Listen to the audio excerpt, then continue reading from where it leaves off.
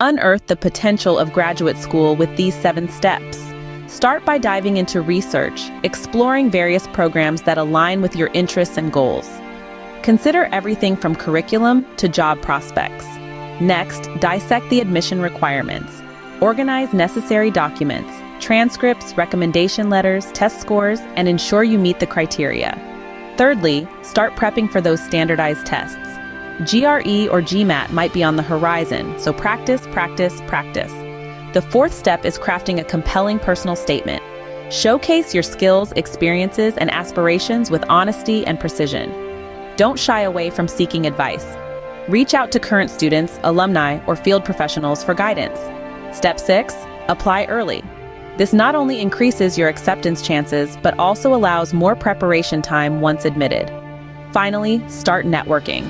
Attend events, build relationships with other students, faculty, and field professionals. Embarking on the journey to graduate school is a significant step towards your future. Remember, for personalized guidance, visit www.unipass.in and book an appointment with our experienced college counselor.